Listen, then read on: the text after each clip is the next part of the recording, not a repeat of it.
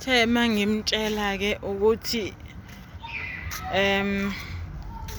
into esiyenzayo ayilungile. Into esiyenzayo ukuthi ngihlebe umyeni wami ayilungile impela ngimhlebe nawe. And wena umyeni wakho uyamncoma, uzoyasho ukuthi umyeni wakho uya kude ngempilo.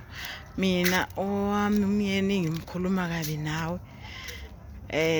Because wayesazi ukuthi ukhuluma nesiphukuphuku, ukhuluma nomuntu vele ongavaluishi into yakhe ayikhethele yona.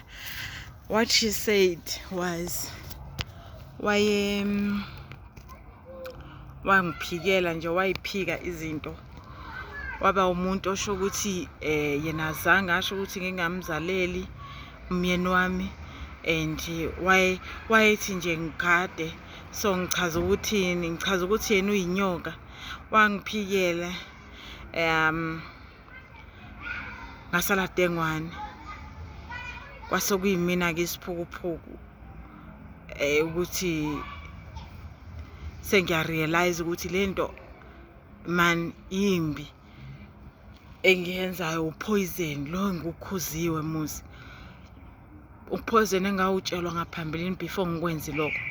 Because lezinye engazenza vele ngazenza ngokungezwa, ngoba ngiyasho ukuthi mina nginenkinga yokuthi angizwa kahle hle, and mangamzwanga umuntu ngigcina ngami ukuthi ngicabanga ukuthi uthi ebe engasho khona. And nginenkinga yokuthi ngisabe nanokubuza ukuthi uchaza ukuthini. Angithi manje inkinga futhi ngine-pride.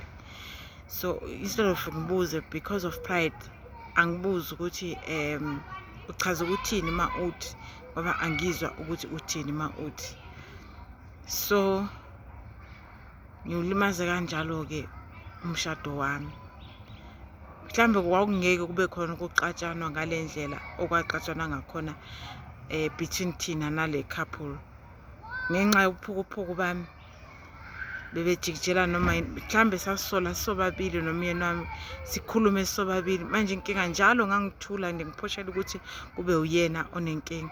I remember this other time futhi khona enkonzweni kwasho omunye futhi, because abantu bayengenela the way abathanda ngakhona empilweni yami ngoba angilwi. Wathi omunye if engavumi ukuthi ngize, ibo njani? Saphila.